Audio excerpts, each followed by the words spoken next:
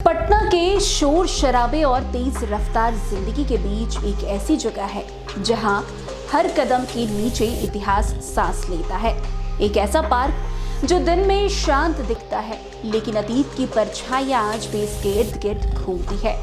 Kumhrar park सिर्फ हरियाली और टहलने की जगह नहीं बल्कि सदियों पुराने रहस्य का मूक गवाह है। यहाँ की जमीन ने सम्राटों के कदमों की आहट सुनी है। यहाँ की दीवारों ने सत्ता, षड्यंत्र और सभ्यताओं के उत्थान और पतन को देखा है। कहा जाता है कि जो दिखाई देता है वो बस सतह है, असल कहानी तो उन खंडरों में दबी है जो आज भी अनकहे राज फुसफुसाते हैं। कुम्हरार पार्क आपको सिर्फ इतिहास नहीं दिखाता बल्कि आपको उस दौर में ले जाता है जहां मगध की शक्ति, वैभव और रहस्य अपने चरम पर थे। तो चलिए पटना के सबसे रहस्यमयी अतीत से आपको रूबरू कराते हैं। कुम्हरार पार्क का इतिहास भारत की उस महान सभ्यता से जुड़ा है जिसने न केवल भारतीय उपमहाद्वीप को एक सूत्र में बांधा बल्कि विश्व को प्रशासन, शिल्प, वास्तुकला और संस्कृति की अद्वितीय मिसाल भी दी है। ये स्थल प्राचीन पाटलिपुत्र का हिस्सा है जो मौर्य वंश के काल में भारत की राजधानी थी और अपने समय का एक समृद्ध राजनीतिक, आर्थिक एवं सांस्कृतिक केंद्र माना जाता था। आज का कुम्हरार पार्क केवल एक पर्यटन स्थल नहीं बल्कि ये भारत के गौरवशाली अतीत का साक्षात प्रमाण कहा जाता है। वैसे पाटलिपुत्र का उल्लेख यूनानी इतिहासकार मेगास्थनीज ने अपनी पुस्तक इंडिका में विस्तार से किया है। उन्होंने इसे उस समय का सबसे विशाल और सुसंगठित नगर बताया था। गंगा, सोन, पुनपुन नदियों के संगम के निकट बसा ये नगर राजनीतिक दृष्टि से अत्यंत महत्वपूर्ण था।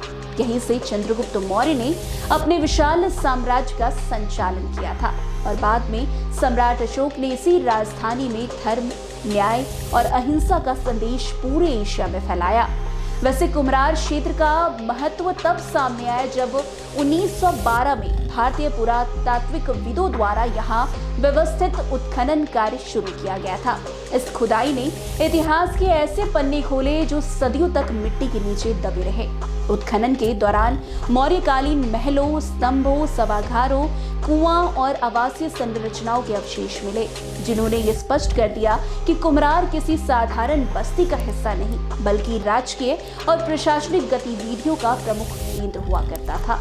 वैसे कुम्हरार पार्क की सबसे प्रसिद्ध और ऐतिहासिक खोज है 80 स्तंभों वाला विशाल हॉल। जी हाँ, ये हॉल अपने समय की इंजीनियरिंग और स्थापत्य कला का उत्कृष्ट उदाहरण माना जाता है। इतिहासकारों का मानना है कि यह हॉल सम्राट अशोक का सिंहासन कक्ष या राज्यसभा भवन हो सकता है जहां महत्वपूर्ण राजनीतिक निर्णय एक साथ लिए जाते थे। इन स्तंभों की विशेषता ये रही है कि ये एक ही पत्थर से तराशे गए थे। इन पर किसी भी प्रकार का जोर या सीमेंट नहीं था। स्तंभों की पॉलिश आज भी मौर्यकालीन तकनीक की श्रेष्ठता को दर्शाता है। यह हॉल प्राचीन भारत की उस वैज्ञानिक समझ को भी दर्शाता है जो आज भी आधुनिक इंजीनियरिंग को चकित कर सकती है।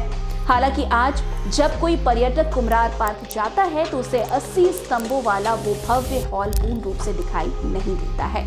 2004 और 5 में अत्यधिक जल जमाव और संरचनाओं के क्षतिग्रस्त होने की आशंका को देखते हुए भारतीय पुरातात्विक संरक्षण ने एक महत्वपूर्ण निर्णय लिया। इस निर्णय के द्वारा ESI ने इन स्तंभों और संरचनाओं को मिट्टी और बालू से ढक दिया ताकि उन्हें मौसम, नमी और क्षरण में सुरक्षित रखा जा सके। फिलहाल 80 स्तंभों में से केवल एक स्तंभ अवशेष ऊपर से दिखाई देता है। शेष 79 स्तंभ जमीन के अंदर संरक्षित अवस्था में मौजूद है। ये निर्णय संरक्षण की दृष्टि से अत्यंत आवश्यक था, भले ही इसे दृश्यात्मक अनुभव सीमित हो गया हो। वैसे कुम्हरार पार्क में केवल स्तंभों वाला हॉल ही नहीं बल्कि मौर्यकालीन महलों के खंडर भी मिले हैं। इन खंडरों में ये संकेत मिलता है कि यहाँ विशाल लकड़ी और पत्थर के महल हुआ करते थे। महलों में प्रशासनिक, आवासीय और धार्मिक उपयोग के अलग अलग भाग थे। जल प्रबंधन के लिए कुएं और नालियां बनी हुई थी। ये सब दर्शाता है कि पाटलिपुत्र उस समय शहरी नियोजन का उत्कृष्ट उदाहरण था। कुम्हरार से जुड़ा एक अत्यंत रोचक और कम चर्चित तथ्य है महान चिकित्सक धन्वंतरी का यहाँ से संबंध। जी हाँ, खुदाई के दौरान यहाँ से एक मृत भांड यानी कि टेराकोटा पात्र का टुकड़ा मिला, जिस पर धन्वंतरी का नाम अंकित है। इतिहासकारों के अनुसार 4वीं-5वीं शताब्दी में यहाँ एक समृद्ध चिकित्सालय था।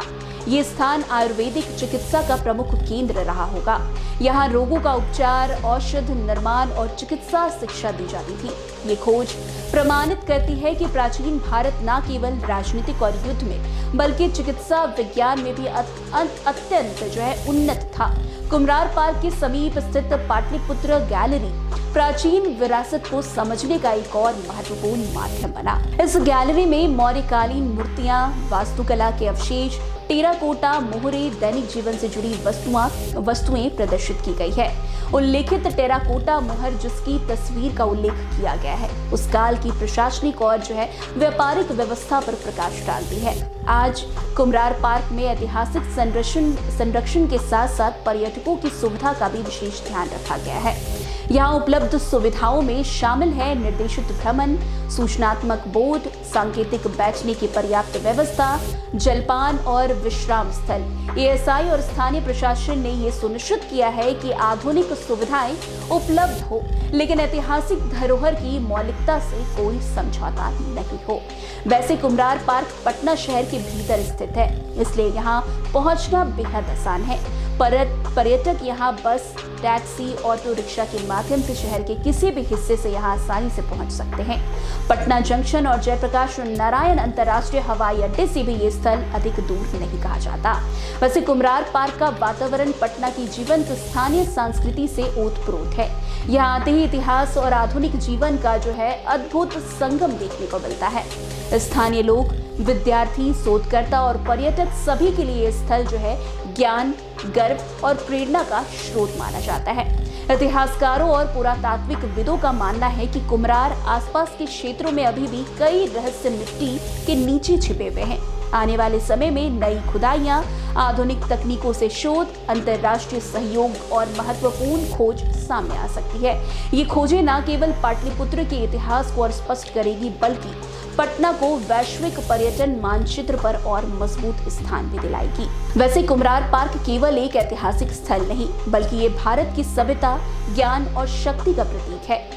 ये हमें याद दिलाता है कि जिस भूमि पर आज हम खड़े हैं, वो कभी विश्व की सबसे शक्तिशाली राजधानियों में से एक थी। कुम्हरार हमें अतीत से जोड़ता है, वर्तमान को समझने में मदद करता है और भविष्य के लिए आपको काफी ज्यादा प्रेरित भी करता है।